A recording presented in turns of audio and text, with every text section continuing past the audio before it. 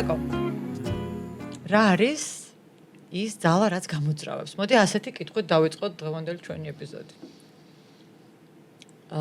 მე მამოძრავებს ჩემი მიზნები და სურვილები. მაშინ კიდე ჩავუღრმავდეთ. რა ამოძრავებს მაგ შენ მიზნებსა და სურვილებს? მოდი ესე ვთქვათ. უფრო სიღრმისეულად რო ჩავიდე, ის შეგრძნებები, რომლებიც მეუფლება ამ მიზნების ან სურვილების მიღწევისას. საინტერესოა და ეს პასუხი მინდოდა რომ მომესმინა. ადამიანი არის ერთი დიდი ემოცია და სწორედ ეს ემოციები არის, რაც ჩვენ გვამოძრავებს და დღევანდელი ჩვენი საუბრის თემაც ალბათ უკვე ნათელია. ვისაუბროთ ემოციებზე, ემოციურ ინტელექტზე და განვიხილოთ კიდევ ერთი არაჩვეულებრივი წიგნი დანიელ გოლემანის, რომელსაც ჰქვია ემოციური ინტელექტი. და აღმოჩნდა, რომ ემოციური ინტელექტი არის ჩვენი წარმატების გარანტი. თუ კი ადამიანს გინდა რომ გქონდეს უნარი იმუშაო საზოგადოებაში, მოახდინო გავლენა, შეცვალო შენი სამყარო უკეთესობისკენ, ემოციური ინტელექტის გარეშე ეს არაფერი არ გამოგვივა.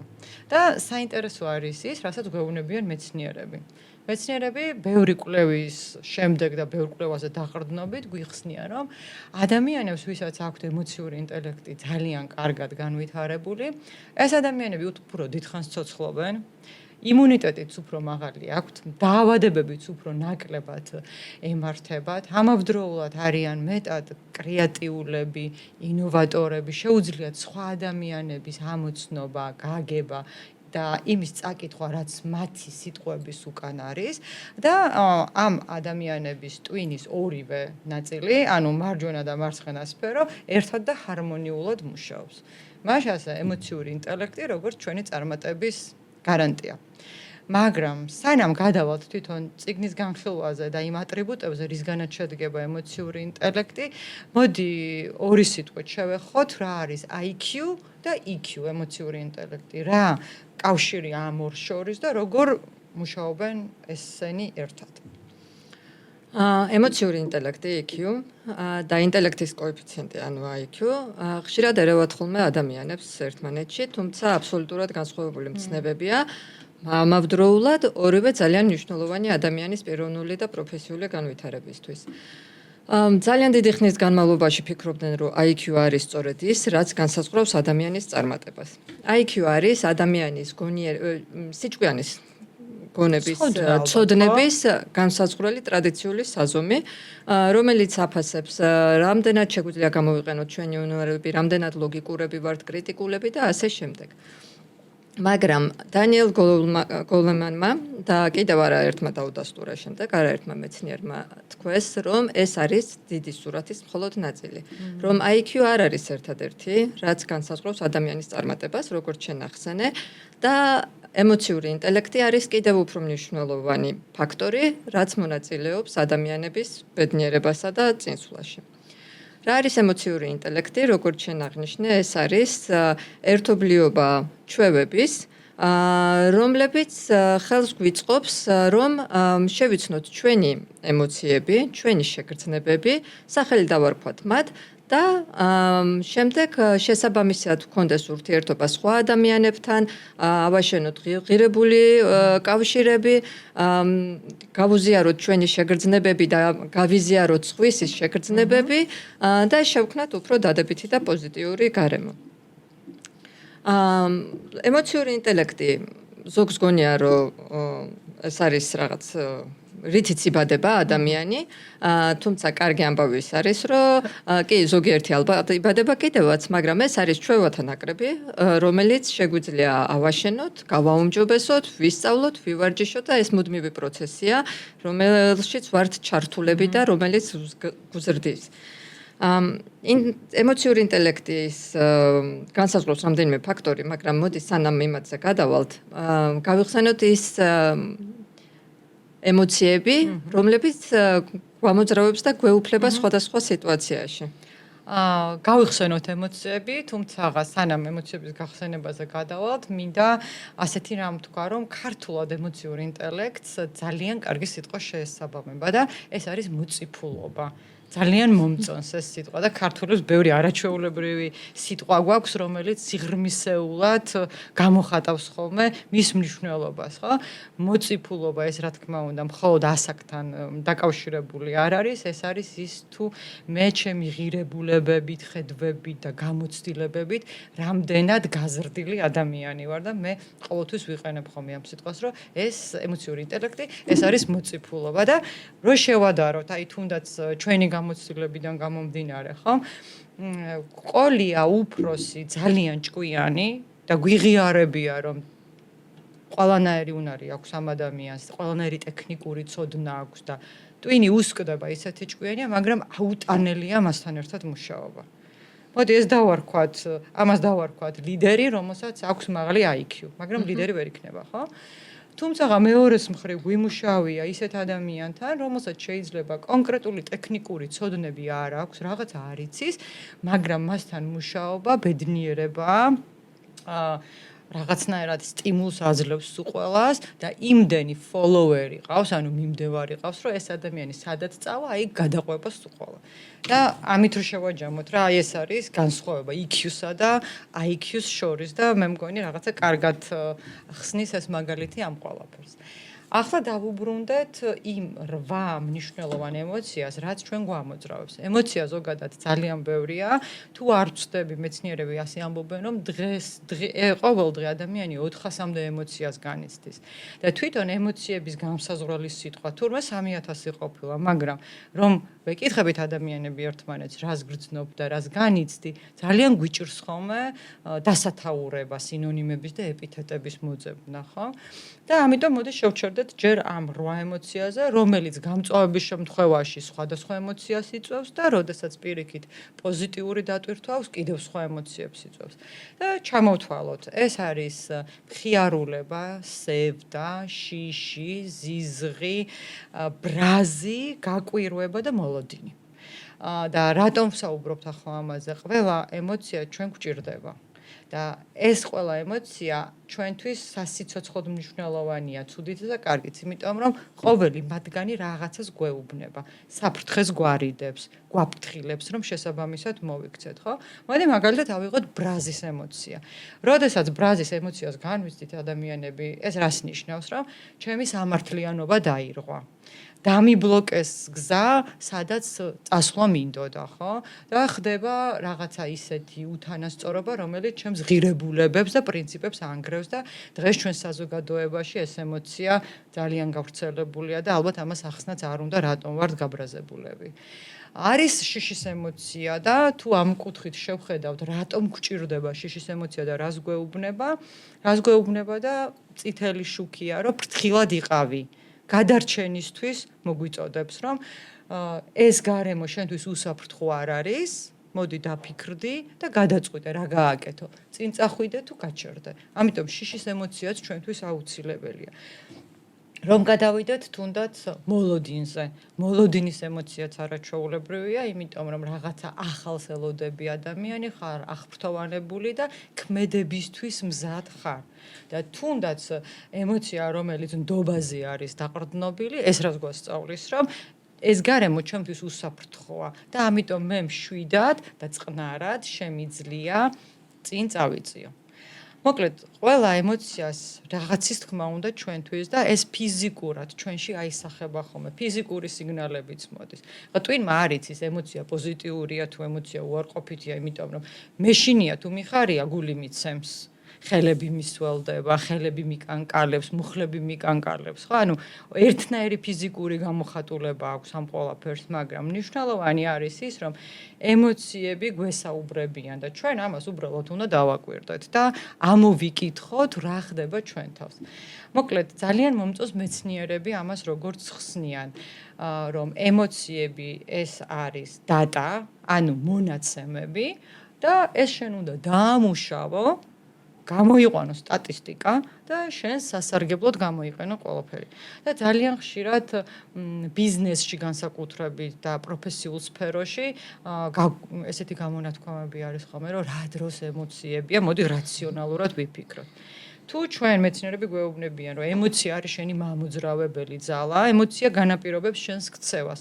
გამოდის, რომ ემოცია არის ზუსტად ის, რაც უნდა შევკრიბოთ, გადავამუშაოთ და მერე შესაბამისად ვიმოქმედოთ. ანუ რაციონალურად თუ ვაზროვნებ, ემოციები აქ აუცილებლად არის ჩართული, ხო? ესე გამოვიდა მოკლედ და ძალიან კარგია ის, რომ ეს ემოციური ინტელექტი ასე ჩვენთანაც შემოვიდა და ამაზე მუდმივად საუბრობენ და უკვე შერჩევაც კი რო ხდება ადამიანების ცოტა მნიშვნელოვან პოზიციაზე, ცოდნა კი არა ემოციური ინტელექტი იზომება ხოლმე ძალიან ხშირად. ერთი მეტაფორაც და ერთ შედარებასაც მოვიყვან და აქ გავჩერდები. ემოცია ეს არის შინაარსი და ფიქრი ეს არის სტრუქტურა. დანარჩენი როგორ გავაკეთებთ უკვე ჩვენზეა დამოკიდებული. ძალიან კარგი. ნინო, რაც ჩამოთვალე და რაც ახსენე, ეს პირდაპირ უკავშირდება ამ ემოციური, ნაწილია თავისთავად ემოციური ინტელექტის, მაგრამ აი ამ პირველ კომპონენტს, ემოციური ინტელექტის პირველი კომპონენტი არის თვითცნობიერება. ანუ გაცნობიერება იმისა, თუ რას ვგრძნობ სხვა ადამიანების მიმართ ან კონკრეტულ სიტუაციაში, კონკრეტულ ვითარებაში და როგორ ვრეაგირებ ამ სიტუაციაზე. ხშირად არის რომ ბრაზდებით, ვღიზიანდებით, ვიძაბებით, მაგრამ ზუსტად არ ვიცით რატომ, ან რა განაპირობებს ამას, რა იწვევს ამას ჩვენში და შემდეგ რეაქციაც გვაქვს იმპულსური. თუ არ ვიცით რა გვაღიზიანებს და რა გვძაბავს, როგორ შეიძლება რომ გადავჭრათ ეს პრობლემა, ხო? ამიტომ მნიშვნელოვანია რომ შევიცნოთ, კარგად შევაფასოთ და დავასათაუროთ ეს ჩვენი ემოცია. საიდან მოდის ეს ბრაზი, რატომ მოდის და შემდეგ უკვე იმისი ანალიზიც გაკეთდება, როგორ რეაგირებთ ამ ემოციაზე. ამიტომ თვითცნობიერება გვეუბნება, ხო, როგორ? ფუნდამენტი. გვეუბნება, რომ ჩავიხედოთ ჩვენ თავში, ნახოთ რა გვეხმიანება, რა გვაიძულებს კონკრეტული გრძნობის გაჩენას, როგორ ვრეაგირებთ მასზე და შემდეგ ეს უკვე გვეხმარება იმაში, რომ მივიღოთ გონივრული გადაწყვეტილება. და მომეწონა ერთი ფრაზა, რომ ეს გვეხმარება იმაში, რომ ვიღებთ გონივრულად ემოციურ, გაცნობიერებლად გონივრულ და ემოციურ გადაწყვეტილებას, ნაცვლად იმისა, რომ მივიღოთ ემოციურად გაუცნობიერებული გადაწყვეტილება. ანუ ჩვენ ვსწავლობთ, რომ ნებისმიერი გადაწყვეტილება არის ჩვენი არჩევანი და ჩვენი პასუხისმგებლობა. ესე გამოდის. როგორ ამოვიცნოთ ქცევაში, აი რომ ადამიანს აქვს ეს თვითცნობიერება განვითარებული, ან როგორ განვივითაროთ ეს? თვითცნობიერება, თაკო როგორ ჩვენ თქვი, ეს არის ამით იწყება. ეს არის ის პირველი რასაც ყველაზე დიდი ყურადღება და ძალისხმევა უნდა დავუთმოთ ადამიანებმა, იმიტომ რომ ეს არის საკუთარი თავის შეცნობა და ის მოგზაურობა, რომელიც ჩვენს თავში, ჩვენს სხეულში, ჩვენს გონებაში უნდა გავაკეთოთ, ხო? ესეთი ადამიანები როგორ იქცევიან? მოდი ქცევაზე გადავიდეთ, რა ახასიათებთ? ადამიანს, რომელსაც თვითცნობიერება კარგად აქვს განვითარებული, კრიტიკულ სიტუაციებში და არასასიამოვნო სიტუაციებში ისინი იღებენ პაუზას და ფიქრობენ. რაღაცა ემოცია მეწვია, ხო? ან გაუბრაზდიან, სევდის ემოცია, ან აღფრთოვანების ემოცია და ვფიქრობ, რომ რა მემართება, რა მჭირს. ვაანალიზებ კონკრეტულად რა ემოცია, მერე შემდეგ ვფიქრობ, რამ გამოიწვია ეს ემოცია და ვასათაურებ. დასათაურება ძალიან მნიშვნელოვანია, იმიტომ რომ ამ დროს მე შემიძლია ვთქვა, რომ გავაცნობიერე. ესე მარტივად ჟღერს, ხო? თუმცა ამის გაკეთება მარტივი არ არის. თუმცა მოციფულ ადამიანს ამის გაკეთება შეუძლია. თვითცნობიერი ადამიანის მახასიათებელი არის ის, რომ იგი ძალიან კარგად აფასებს საკუთარ მინუსებს და პლუსებს. და არაჩვეულებრივი იუმორის გრძნობა აქვს საკუთარი თავის მიმართ. ანუ ის მინუსები, ის ჩავარდნები და წარუმატებლობები ისეთი იუმორით შეიძლება მოყვეს, რომ ახალისოს ყველა საკუთარი თავით და მის გარშემო მყოფებით და ეს რას მიუთითებს, რომ კი ბატონო, მე ეს დამემართა, თუმცა მე გავაცნობიერე ეს რა იყო, როგორ იყო და ხმზად ვარ რომ უკეთესი ვიყო, ხო? თვითცნობიერი ადამიანები კიდევ ფიქრობენ რაზე? რომ ჩემი ემოცია როგორ იმოქმედებს სხვაზე.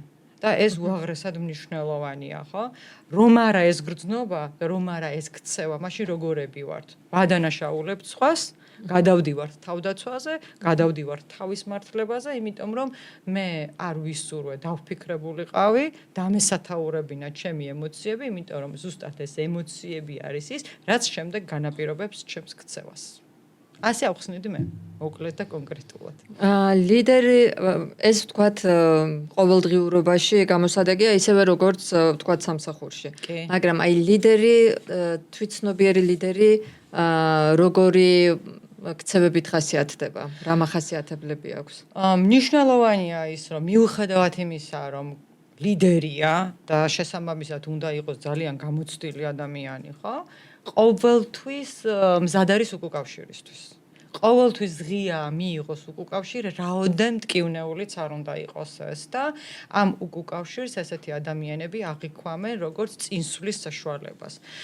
და ასეთ ლიდერს შეაქვს გუნება, განწყობილება გუნდში ისეთი, რომელიც თესავს პოზიტივს, კრეატივს და ინოვაციას. ფიქრობს ეს ადამიანი, რომ ეს ყველაფერი გადამდებია. ამიტომ ჩემი გუნება განწყობილება მე შემიძლია ამოვიკითხო, გავაცნობიერო და შემდეგ ვიფიქრო, რომ ეს გუნება განწყობილება სხვა ადამიანებზე როგორ იმოქმედებს და აი ხა უცბად გამახსენდა ერთ-ერთ სამსახურში, როდესაც მუშაობდი, ერთ-ერთ დეპარტამენტს ძალიან კარგი უფროსი ყავდათ რა, ძალიან ბევრ საქმეს აკეთებდა ქვეყნისთვის ძალიან სასარგებლო საქმეს, თუმცა ეს ადამიანი რო შემოდიოდა ოფისში, აი ჯერ კიდევ ოთახში არ იყო შესული, ყველა თანამშრომელი ესე ჩუმდებოდა და აი მე ხარ ვიცით როგორ ხასიათზე იქნება და ესე თაგვებივით ესე ისხდნენ ხოლმე მაგიდასთან და სულ მიკვირდა რომ ხახნო ასეთი კარგი ტიპია და რატო გაქვთ ეს რეაქცია? ანუ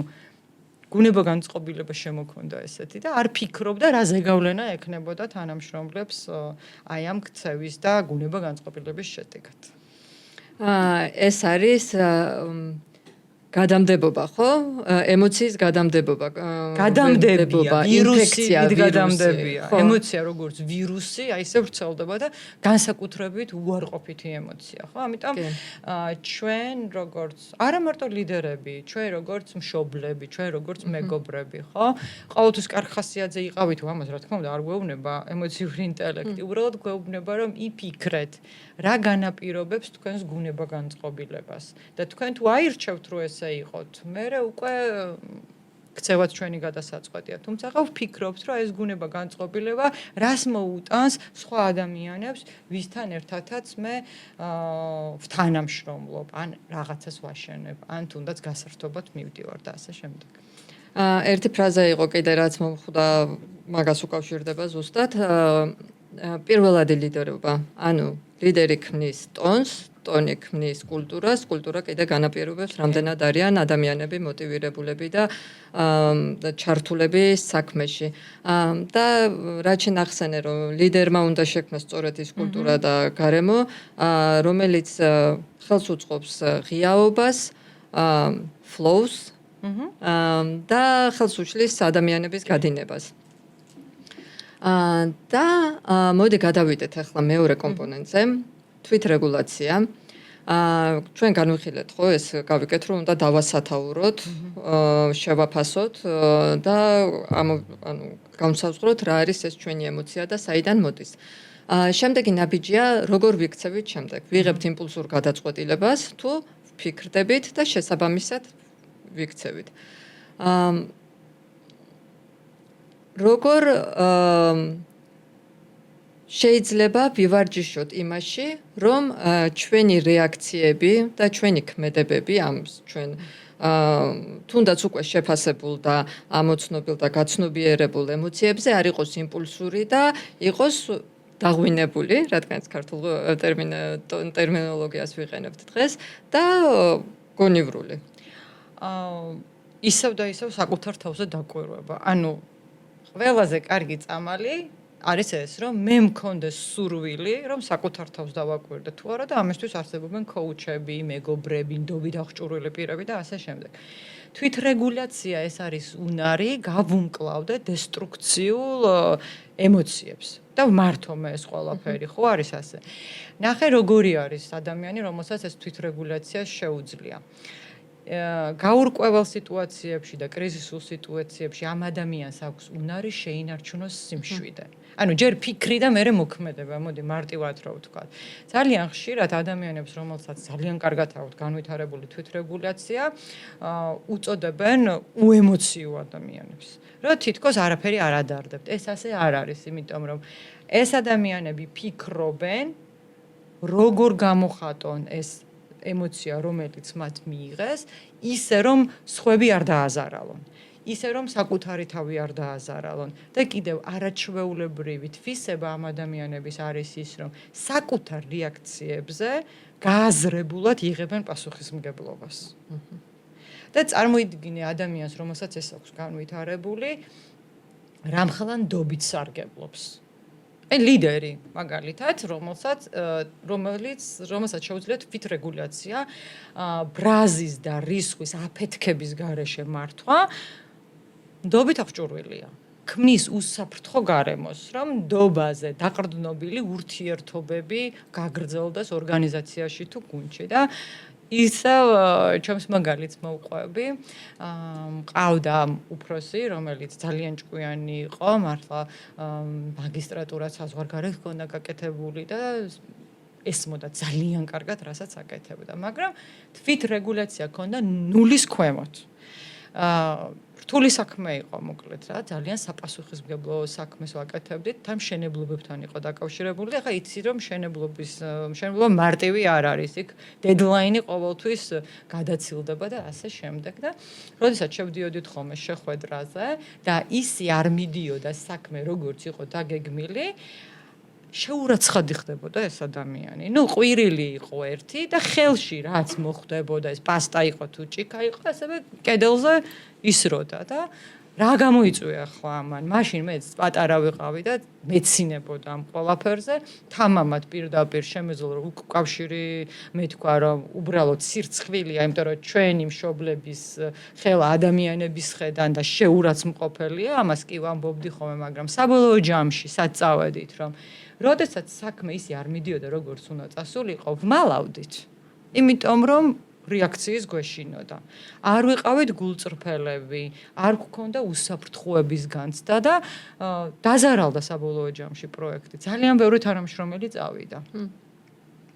საქმე გაკეთდა, რის ხარჯზე გაკეთდა, ეს უკვე სხვა თემაა, მაგრამ მოცემულობა მივიღეთ ის, რომ ნდობა საერთოდ არ იყო, სურვილი ღიაობის საერთოდ არ იყო და ძალიან ბევრმა თანამშრომელმა დატოვა პროექტი.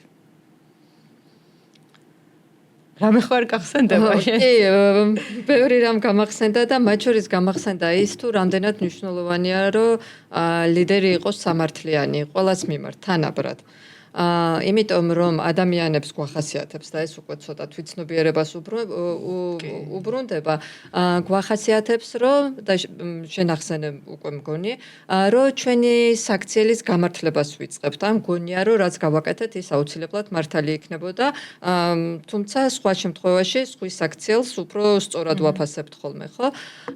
და ასევე გვაქვს მერე განსხვავებული დამოკიდებულება სხვადასხვა ადამიანის მიმართ, ისე რომ ვერ აღვიქვამთ. ანუ უთანასწორო პირობებში ვაყენებთ, ხო?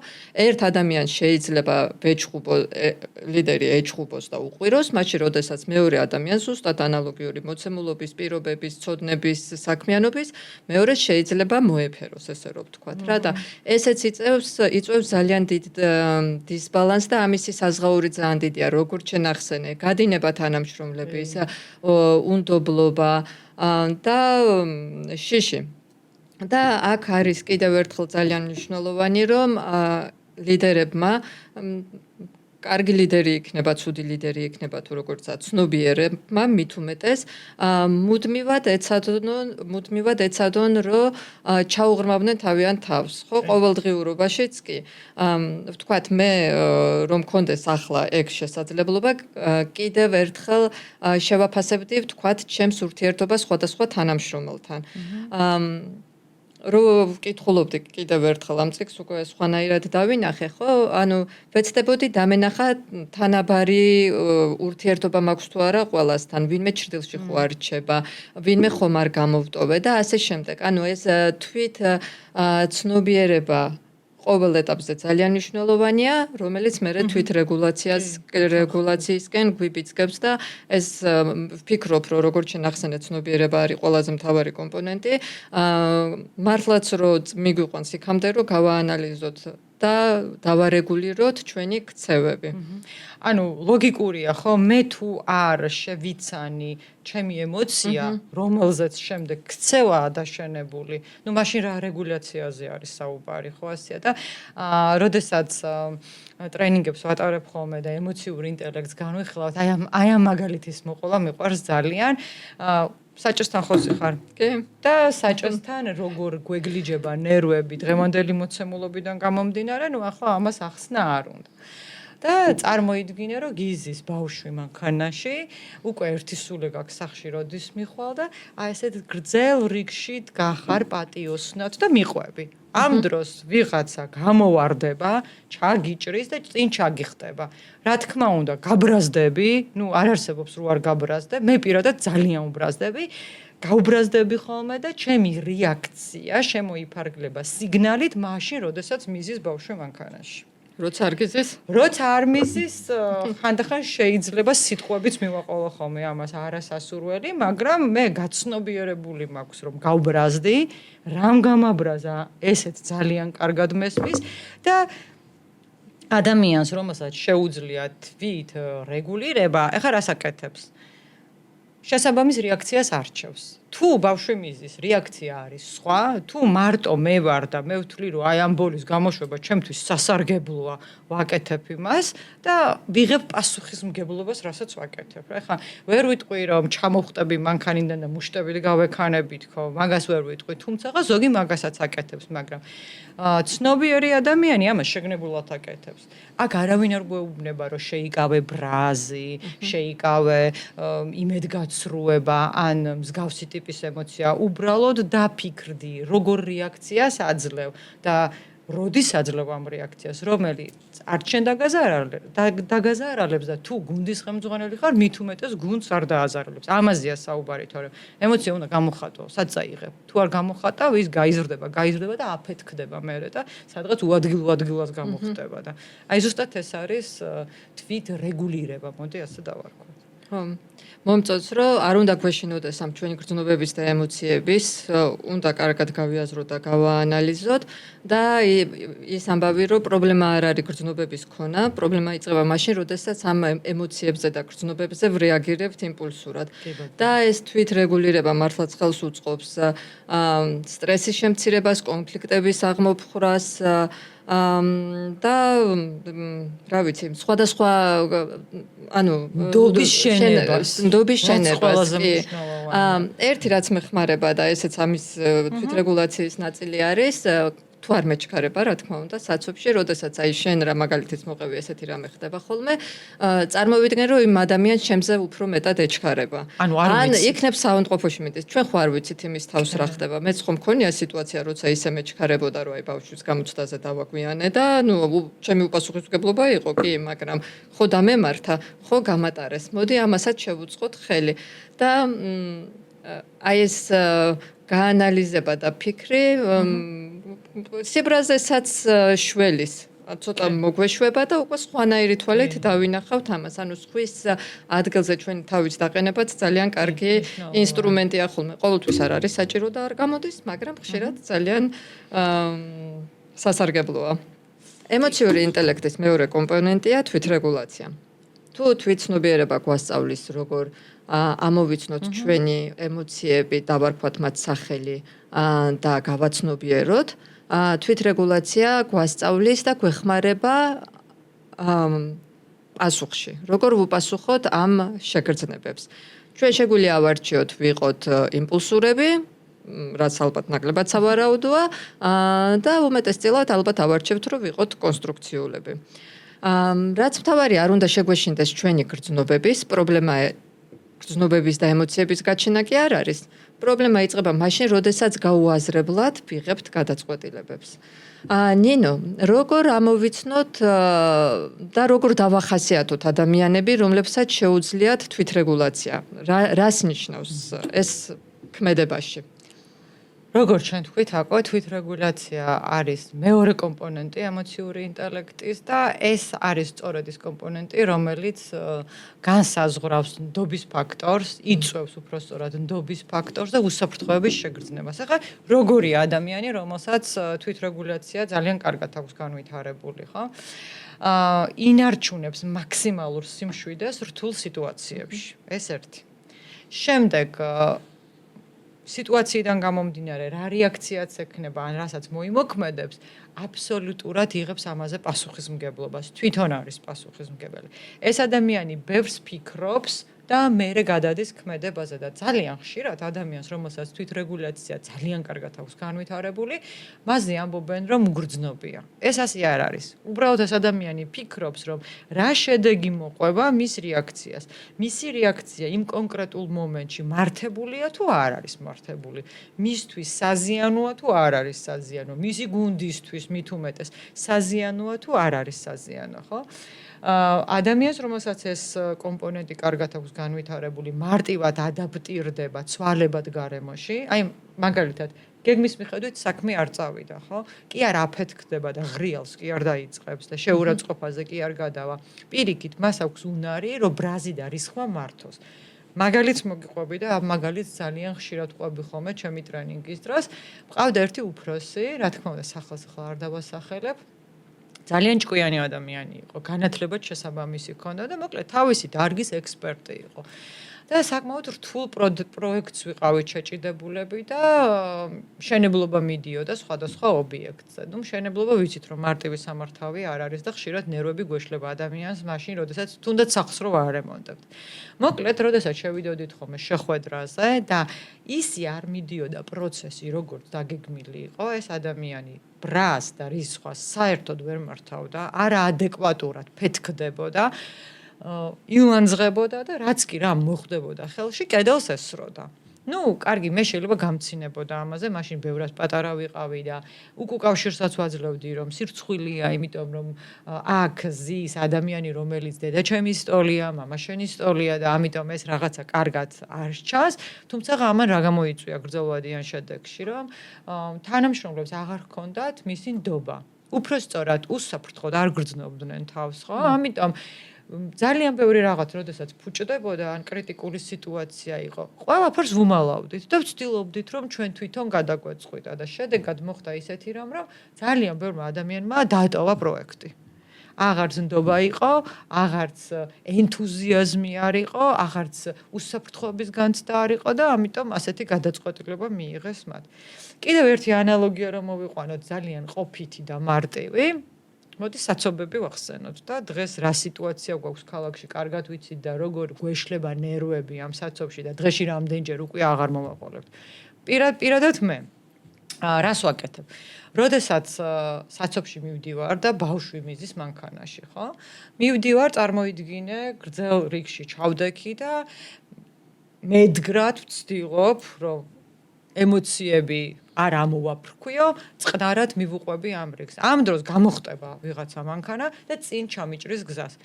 ბრაზდები, რა თქმა უნდა, ბრაზდები და ძალიან კარგად ვაცნობიერებ რამ გამაბრაზა, უბრალოდ თუ ბავშვი მყავს მანქანაში სიგნალით, მარტივი სიგნალით შემოვიფარგლები, თუ ბავშვი არ მყავს მანქანაში, საკმაოდ ძლიერი სიგნალი გაისმის ჩემი მანქანის მხრიდან, ხო?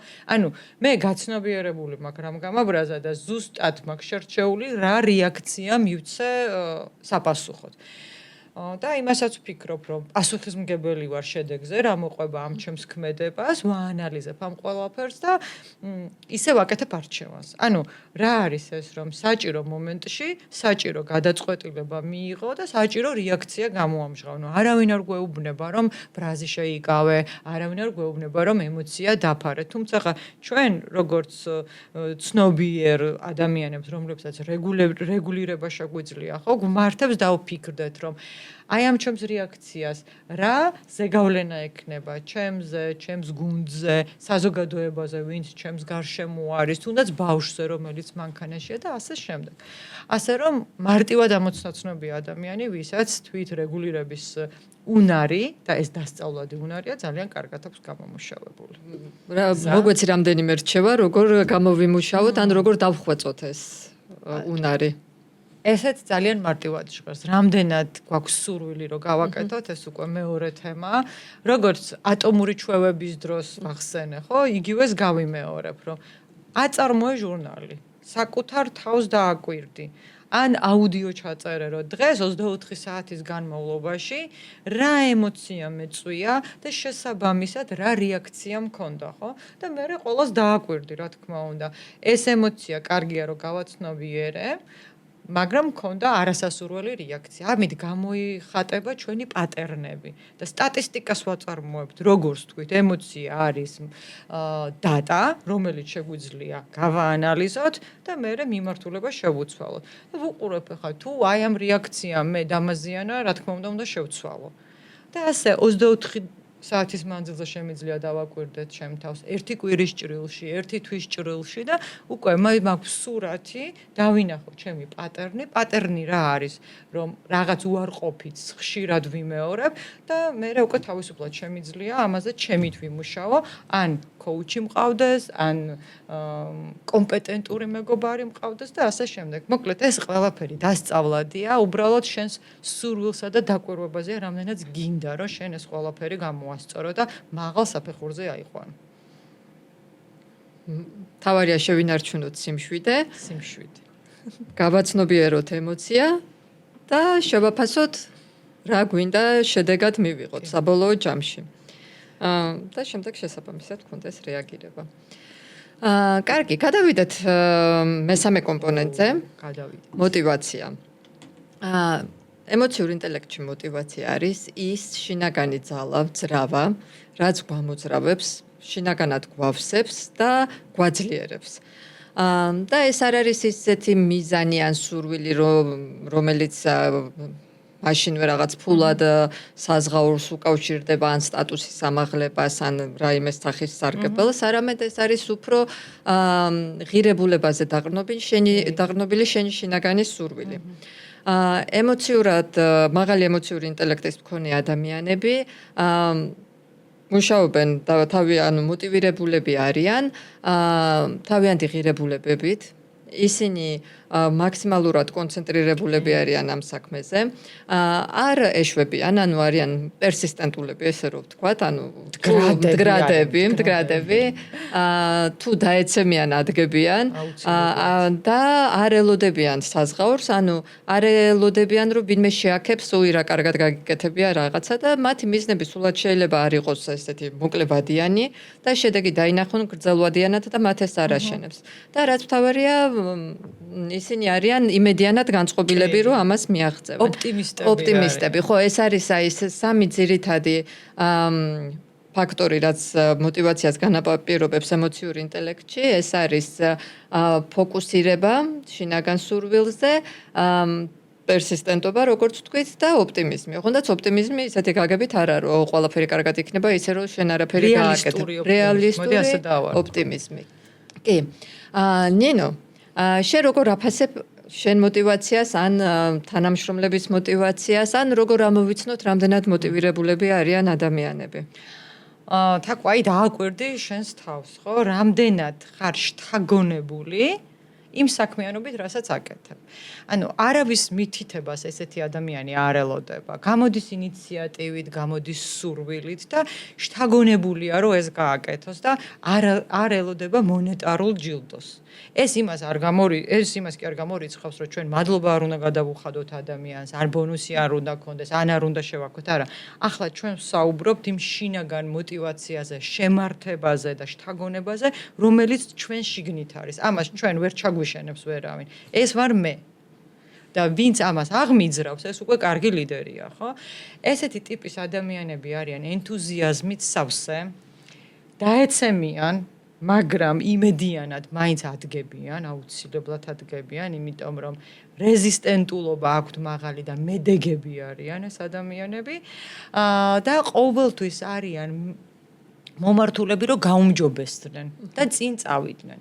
აი აქ მედეგობა ვახსენე, ხო? ეს мотиваცია და მედეგობა ერთად მუშაობს. ანუ ადამიანი თუ არ არის მედეგი, ის რომ დავარდება мотиваციაც გაუქრება. და ადამიანი თუ არის მოტივირებული, მას მედეგობის გამომუშავება მარტივად შეუძლია. ხო და რა არის ეს მედეგობა? ემოციური ინტელექტში მედეგობა სხვათა შორის კიდე ცალკე კომპონენტად გამოყოფენ ხოლმე. ეს არის უნარი, როდესაც შენ შეგიძლია გაუმკლავდე რთულ სიტუაციებს, დავარდე და როდესაც ადგები, უფრო უკეთესი უნარების მქონე ადამიანი იყო. ანუ ეს რას ნიშნავს, რომ კი ბატონო, მე დავარდი, მაგრამ მე ამით გაკვეთილი ვისწავლე და შემდეგ უკეთესი დავბრუნდი და ამის ცოცხალი მაგალითი გვაქვს პანდემია. პირადად ჩემს სამსახურზე შემიძლია მოვიყვანო მაგალითი, რომ როდესაც პანდემია დაიწყო და ლოკდაუნი გამოაცხადეს, გვეგონა რომ დამთავრდა ჩვენი პროექტი, თავზე დაგვემხო ყველაფერი. თუმცა ლიდერი გვყავდა ესეთი ემოციური ინტელექტი ქონდა ძალიან კარგად განვითარებული, ისე შემოატრიალა საქმე, რომ დავბრუნდით ლოკდაუნიდან ბევრად უფრო გაუმჯობესებული უნარებით. ონლაინაც მუშაობდით, ოფისშიც მუშაობდით, ახალი ცოდნები გქონდა შეძენილი ონლაინის ყველაფერი როგორ გაგვეკეთებინა და უფრო მოკლედ, უფრო კარგები აღმოჩნდით რა და აი ეს არის მედეგობის და мотиваციის თანამშრომლობა და ეს ორივე ერთად სუპერ ძალას ქმნის. ანუ ვერაფერი შენ ვერ გაგაჩერებს და ამაზე კიდევ ბევრი კვლევა არსებობს, უკიდეგანვე შეგვიძლია საუბარი, თუმცა აი რომ შევაჯამოთ თვითცნობიერება, თვითრეგულაცია და мотиваცია ეს ვარ მე და ჩემი შინაგანი სამყარო. რამდენად მინდა ჩემს შიგნით ვიმოგზაურო, ეს ყველაფერი ამოვიცნო, გავაანალიზო და უკეთესობისკენ შევცვალო. ამაზე პასუხი ჩემს თავს უნდა მოვთხოვო. თუ მარტო ვერ უმკლავდები, კიდევ ერთხელ ვამბობ, რომ არიან ამისთვის კოუჩები, არიან დობით აღჭურვილი პირები, მეგობრები, უკუკავშირის, კონსტრუქციული უკუკავშირის მომცემი ადამიანები და ასე შემდეგ. ასე რომ ეს ვარ მე, ეს სამი კომპონენტი არის ის, რაც ჩემს შიგნით არის. ოკეი. კარგი. გადავიდეთ მეოთხე კომპონენტზე. გადავიდეთ. ემპათია. ამას ხშირად ეძახიან, რომ ეს არის ემოციური ინტელექტის რბილი უნარები, soft skills-ები, ეგრეთ წოდებული, თუმცა ეს არის ამავდროულად სოციალური შენ სუპერძალა გამოიყენე და აქ გამოყენებულია ტერმინი სუპერგონება. სუპერგონება. კი. ეს არის ადამიანის უნარი, რომ მოусმინოს სხვა ადამიანს. და გაიზიაროს მისი გრძნობები. ეს არ არის თანაგრძნობა, ანუ გაზიარებაში არ გულისხმობ თანაგრძნობას, ეს არის მოსმენა, გააზრება, აღიარება იმისა, რომ ესმის იმ ადამიანის ემოციების, თუნდაც არ იყოს მისთვის მისაღები ან არ ეთანხმებოდეს, მაგრამ უჩვენოს, რომ პატივს ცემს ამ შეგრძნებებს. და ეს რა თქმა უნდა, ბევრ ამას ანუ ღირებულ და ღია და კარგ ურთიერთობების აშენებას უწყობს ხელს, იმიტომ რომ ადამიანი ხვდება, რომ მისი აზრი ფასეულია, მისი ემოციებები ღირებულია და არ არის უბრალოდ ვიღაცა ესე გვერდზე მოტოვებული ადამიანი. გარდა ამისა, მეორე ადამიანი, რომელიც უსმენ ვხედავ იმ ადამიანის სურვილებს, შიშებს, ემოციებს და ვიაზრებ, რომ შეიძლება სულაც არ არის ეს საკონფლიქტური სიტუაცია, არამედ ძალიან მარტივი სიტუაცია და ბევრად ადვილად შეიძლება პრობლემების აღმოფხვრა და ჩნდება ეს სანდოობისა და უსაფრთხოების გარემო. ეს მნიშვნელოვანია სახლშიც და რა თქმა უნდა მნიშვნელოვანია სამსახურებშიც, საოფისე პირობებშიც. ნინო, როგორ ამოვიცნოთ რამდენად ემპათიური ადამიანი. უпростоრად, აი ეს ძირითადი მახასიათებლები ემპათიური ადამიანების უფრო რომ გაგვიშალოთ თუ შეიძლება. ეს თემა ძალიან მიყვარს და უკიდეგანოდ შემიძლია ვისაუბრო ამ თემაზე, მაგრამ სანამ მე შენ პასუხს გაგცემ ერთი კითხვა მაქვს. როგორ ფიქრობ, ქართველები ზოგადად ვამბობ, რა თქმა უნდა, ყველა ადამიანს არ ეხება, აი უმეტესობა რო ავიღოთ, ემპათიურები ვართ? ნინო, რთული კითხვა დამისვი. ნამდვილად.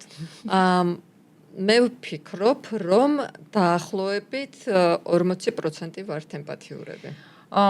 ხო, სამწუხაროდ ხო ზუსტ სტატისტიკას ვერ შემოგთავაზებთ, მაგრამ თუ დავაკვირდებით, თქვი ესე?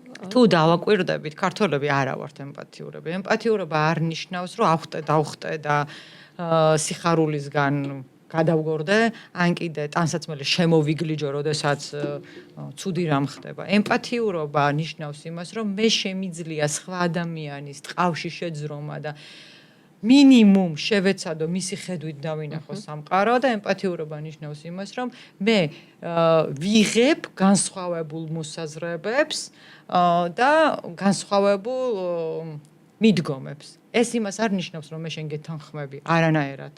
არ ნიშნავს, რომ ყველაფერში გეთანხმები, თუმცა ჩემთვის ეს არის მისაღები, მაგრამ აქ ესეთ რაღაცას ვაკეთებთ, რომ კი ბატონო, შენი ხედვა გავიგე, ეს არის ჩემი ხედვა. ვთანხმდებით, რაზეც ვერ ვთანხმდებით და ვთანხმდებით, რაზეც ვთანხმდებით. მარტივი დამაბნეველი რომ არ იყოს, ძალიან მარტივ მაგალითს მოვიყვან. პრაიდი და ჩვენი საზოგადოება. უმცირესობები, ჩვენი საზოგადოება. განსხვავებული რასის, რელიგიის მქონე ადამიანები და ჩვენი საზოგადოება. ეხლა დავფიქრდეთ, რამდენად გვაქვს მათი მიმღებლობა. კიდევ ერთხელ, ყველაზე არ ვსაუბრობ, ხო? აქ ძალიან დიდ პრობლემას ვაწყდებით ხოლმე და ეს ნიშნავს იმას, რომ ჩვენი ემპათია განვითარებული არ არის. რა თქმა უნდა, ემპათიური ადამიანი არის ის, რომელიც გისმენს, აქტიურად გისმენს. და ეს რას ნიშნავს? როდესაც მე შენ ჩემს ისტორიას გიყვები, შენ ჩემს ისტორიაში შენ თავს კი არ ხედავ.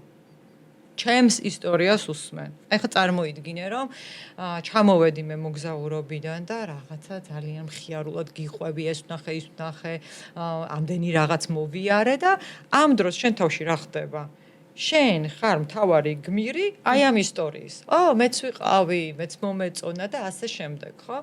ანუ ემპათიურ ადამიანს რა შეუძლია რომ გააკეთოს? ეს ყველაფერი ჩახსნილია, ჩემი დაშვებები, ჩემი შეგრძნებები, ჩემი ხედვები, ეს ყველაფერი წაშლილია და მე ვარ მსმენელზე ორიენტირებული, იმიტომ კი არა რომ პასუხი გაგცე. მე ვარ შენზე ორიენტირებული, იმიტომ რომ გავიგო რა ხდება შენ თავს. რას განიცდი? და აი ამ სიტყვებს მიღმა კიდევ რა ემოციები გაქვს და ამიტომ არის ჩემთვის ძალიან საინტერესო კოუჩის პროფესია, ხო? რა არის კოუჩი? კოუჩი არის ზუსტად ესეთი ადამიანი, რომელიც გულისყურით გისმენს და ცდილობს ამოიცნოს შენი ემოციები და ის დაფარული შეგრძნებები, რაც შენი სიტყვების მიღმა. აქ მე საერთოდ ჩახსნილი ვარ. ლიდერი ემპათიის გარეშე არ არსებობს და მოდი ამაზე ნურავი შემომედავება. თუ ლიდერს არ აქვს ემპათიურობის გრძნობა უმაღლეს დონეზე განვითარებული, ის ლიდერი ნამდვილად არ არის. და ორგანიზაციულ მაგალითს მოგიყვები, რომელიც ამ წიგნშიც არის და რომ წავიკითხე, გამახსენდა ის ძველი ნამდვილი ისტორია და ძალიან მომწონს ეს მაგალითი. წარმოიდგინე, კომპანია არის ძალიან დიდი გამოწვევის წინაშე. იშლება. იმიტომ რომ სხვა უფრო დიდმა კომპანიამ უნდა ჩაყლაპოს თქვათ ეს პატარა კომპანია და არის გაურკვეველი სიტუაცია. თანამშრომლები არიან პანიკაში, არიციან რა ხდება, როგორ ხდება და ყველას აქვს დაუცველობის შეგრძნება. ერთი დეპარტამენტის უფროსი შედის თავის გუნდთან და ეუბნება, რომ კი, ცუდი სიტუაცია, მეც არ ვიცი რა მელის, ალბათ წავალ სახლში დავждები, ну რა ვქნა, ეს არის ჩვენი სიტუაცია. მეორე ლიდერი შედის თავის გუნდთან და ეუბნება, მეგობრებო, ჩვენ ყველანი ერთ ქვაბში ვიხარშებით. რაც იცით თქვენ, ის ვიცი მე. მე გპირდებით, რომ როგორც კი რამე დამატებითი ინფორმაცია მექნება, აუცილებლად გაგიზიარებთ. მოდი ჩვენი საქმის კეთება გავაგრძელოთ და კიდევ გპირდებით იმას, რომ ყველანაირად შევეცდები უსამართლო გადაწყვეტილებები თავიდან ავირიდოთ. ასე რომ ჩვენ ერთად ამას გავუძლებთ და გავუძღვებით. და რა მოხდა? რა თქმა უნდა, ეს პატარა კომპანია იყიდა დიდმა კომპანიამ. ის დეპარტამენტი, სადაც ლიდერმა არ იფიქრა, რომ მისი სიტყვები რაზე გავლენას იქონიებდნენ თანამშრომლებზე, საერთოდ დაიშალა და გაუშვეს სამსახურიდან, ხოლო ეს მეორე დეპარტამენტი, სადაც ლიდერმა იფიქრა, რომ მის თითოეულ სიტყვას ემოციის გამოწვევა შეეძლოთ მის თანამშრომლებში. მოკლედ ეს ადამიანები დარჩნენ ორგანიზაციაში, წარმატებასაც მიაღწიეს, გადანაწილდნენ სხვა დეპარტამენტებში და პირიქით უფრო მაღალ პოზიციებზე აღმოჩნდნენ. აი ეს ძალიან დიდი განსხვავებაა, ხო და ემპათიურობაზე დგას შთაგონება, ემპათიურობაზე დგას კომპანიის ნდობა და კომპანიის იმიჯი. ანუ როგორი კომპანია ვარ მე, რომელიც ზრდის ადამიანებს და პლუს კიდევ შთაგონებას აძლევს ადამიანებს. ეს ყველაფერი ემპათიურობის დამსახურება. და ძალიან რო არ გამიგრძელდეს, მოკლედ ვიტყვი, 3 დონე არსებობს ემპათიის. პირველი ეს არის ემოციური, რომელიც ინსტინქტურად ხდება. მაგალითად, შენ მე მიყვების სასაცილო ამბავს და მეც ვიცინი და მხიარულად ვარ და გამოვხატავ ამ ჩემს ემოციებს, ჩემი გულიდან მოდის ეს და ეს არის ემოციური ემპათია. მეორე არის კოგნიტური, როდესაც მე ვცდილობ რომ შენ მონაყოლში ამოვიცნო და დავაკვირდე შენს განცდებსა და ემოციებს და ვხედავ მე ამას ყველაფერს და ჩემი პერსონაჟი შენ პერსონაჟს აღარ ფარავს და მესამე ყველაზე მაღალი დონე ემპათიის ეს არის პირველ ორ კომპონენტს დამატებული აქტივობა. ანუ მე მზად ვარ შენ დაგეხმარო. შენ თუ გჭირდება ჩემი დახმარება, მე აუცილებლად ავდგები და რაღაცას გავაკეთებ. ეს უკვე არის უმაღლესი დონე ემპათიის. ასე რომ ემპათია და ემპათია არის ის, რაც ჩვენს წარმატებას საზოგადოებაში განაპირობებს. კი, მომეწონა მეც ეს ნაწილი, როდესაც წავიკითხე, რომ ეს სარკისებრი ნეირონები განაპირობებს იმას, რომ ჩვენ დაპროგრამირებული ვართ ისე, რომ თანაგრძნობით ვიყოთ განშვალულები სხვა ადამიანების მიმართ, ხო? თანაგრძნობით. ასევე ემპათიით, მაგრამ ეს ძალაუნებურად ხდება, ეს ბუნებრივი რეაქცია ჩვენი, როდესაც რაღაც ხდება, ხო? მაგრამ უკვე ჩვენი არჩევანია, როგორ ვიქცევით მერე, ვართ ემპათიურები თუ არ ვართ. გეთანხმები, რომ ძალიან მნიშვნელოვანია ეს ლიდერისთვის, მაგის გარეშე ლიდერი ვერ იქნება ადამიანი, რომელიც ინსპირაციას უკეთებს, შთააგონებს თავის გუნდს და საქართველოში მომისმენია სხვათა შორის, რომ მიაჩნიათ, რომ ეს არის ცოტა რაღაც გარკვეულწილად სისუსტე. პირიქით, ეს არის ძალიან სიძლიერე, იმიტომ რომ ძალიან ბევრ ძალისხმევას უნარს მოითხოვს და ნებისყოფს და მუშაობას, რომელიც განაპირობებს იმას, რომ შემდეგ გუნდი იყოს უსაფრთხო, თავისუფალი, ლაღი და ინოვაციებს უწყობს ხელს, იმიტომ რომ ისინი აღარ არიან შეშინებულები და მზად არიან და თავისუფლად არიან, რომ საკუთარი აზრი გამოხატონ.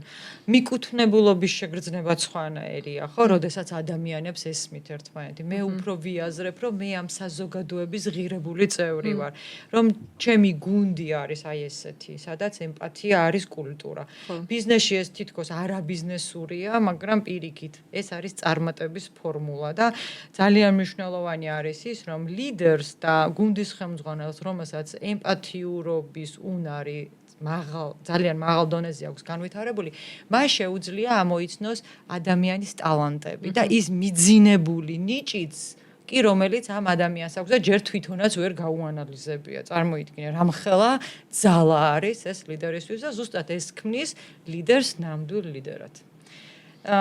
ემპათია არის უკვე სოციალური უნარი, რისი გამომუშავებაც ნამდვილად შეიძლება და პირველი რასაც უნდა დავაკვირდეთ, ეს არის როგორ ვუსმენ მე ადამიანს.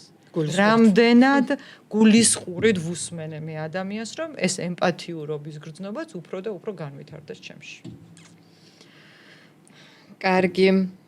მოდი, რადგან ვისაუბრეთ უკვე ამ სოციალურ ნაწილზე, მიუხედავად იმისა, რომ ეს მაინც უფრო რაღაც ემოციური ინტელექტის უფრო შემადგენელი კომპონენტია, ახლა გადავიდეთ, ანუ თვითცნობიერება, თვითრეგულაცია, мотиваცია, ემპათია, მათი მნიშვნელობა, რა თქმა უნდა, ძალიან დიდია, მაგრამ ახლა ვისაუბროთ იმაზე, ეს ყველაფერი როგორ გადმოვიტანოთ რეალობაში. ანუ მეხუთე კომპონენტი, სოციალური უნარები. და ეს არა სოციალურ უნარებში არ გულისხმობთ მომხიბვლელობას, როგორც შენ ეძახი ამას. ეს არის ჩვენი უნარი დავამყაროთ კომუნიკაცია სხვა ადამიანებთან და ამაში გულისხმება არა მხოლოდ საუბარი, არამედ მოსმენის კულტურა, როგორც ახსენე.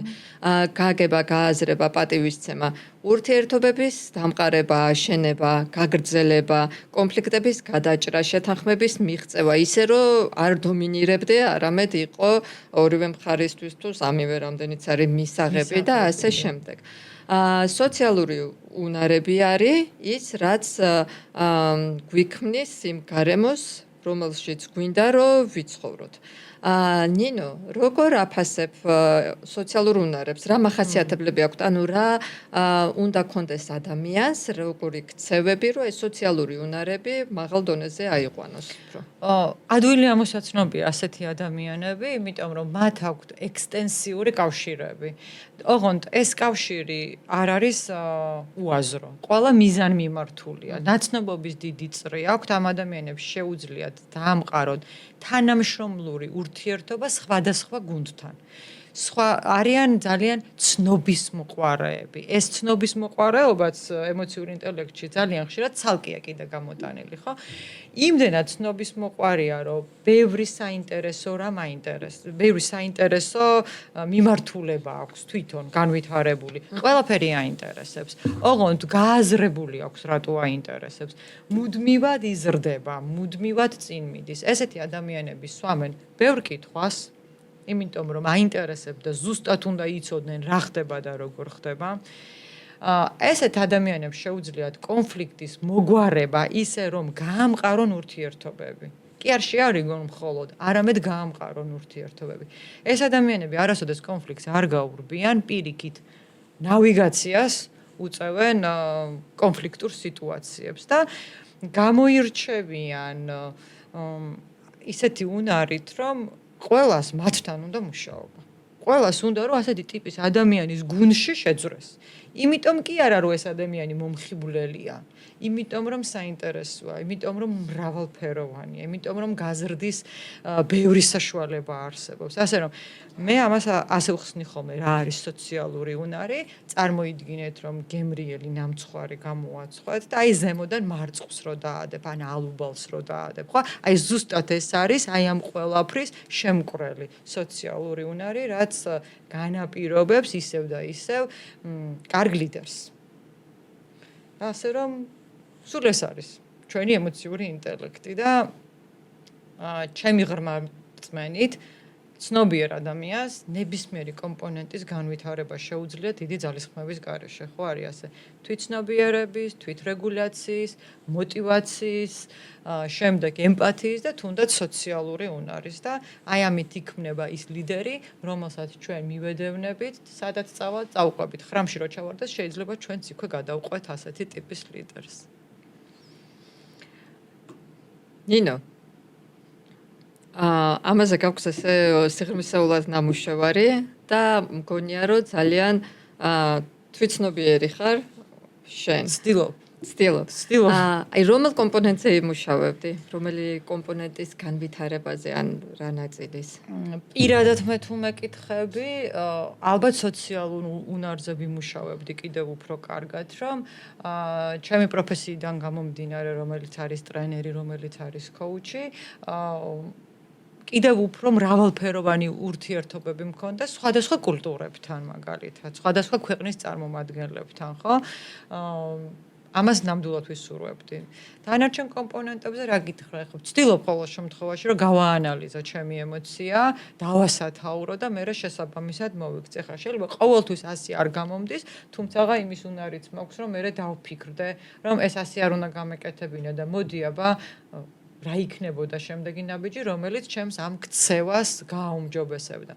ამ ყოველფრის განვითარებაში ძალიან მეხმარება თუნდაც ჩემი ტრენინგები, ხო, როდესაც მე რაღაცას ვუხსნი ადამიანს, მისგან სხვა ხედვა მოდის და ამ საუბრის დროს კიდევ უფრო ბევრი ინსაიტი შეიძლება აღმოაჩინო.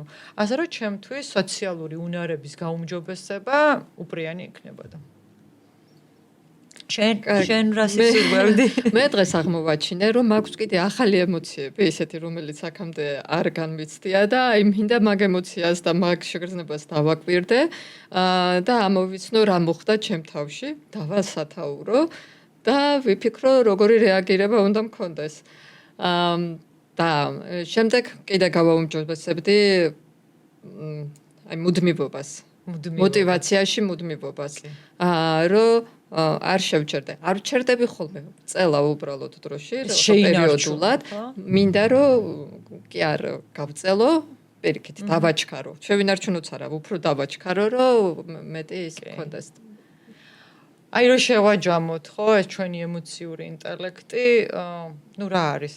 რა შეიძლება აქედან ვისწავლოთ, რომ დავაკვირდეთ საკუთარ თავს. შეიცანი თავი შენი და იყავი მოწიფული ადამიანი და ერთ პარალელსაც მოვიყვან და ამით დავასრულოთ. ვარ ლიდერი და შემიძლია ვიყო ლიდერი, განსხვავებულია, იმიტომ რომ მე შემიძლია გავხდე ლიდერი, გამიმართლოს გასაუბრებაში, ჩათვალონ რომ კარგი ტექნიკური უნარები მაქვს და დამნიშნონ ხელმძღვანელად და მინდა არ მინდა უკვე ლიდერის პოზიციაზე ვარ, ხო? თუმცა ვიყო ლიდერი, ეს უკვე სულ სხვა ამბავია. გააჩნია როგორ ვალაგებ ურთიერთობებს, გააჩნია რამდენად გულწრფელი ვარ, რამდენად ცნობის მოყვარე ვარ, რამდენად მოტივირებული ვარ მე თვითონ, რომ მე ჩემს გუნდს ეს ყველაფერი გადავდო. აი ამაში უკვე აისახება რამდენად შემიძლია ვიყო ლიდერი. და ძალიან ხშირ შემთხვევაში სკამი საერთოდ არ არის საჭირო, რომ შენ იყო ლიდერი და ინსპირაცია მისცე გუნდებს და მათ გაუძღვე. ასე რომ ვიმუშაოთ. მთელი ცხოვრება სწავლა და ბევრი საინტერესო რაღაცის აღმოჩენა შეგვიძლია და ჩვენი ემოციური ინტელექტიც ამასობაში დაიხვეწება და კიდევ უფრო მოწიფული ადამიანები გავხდეთ.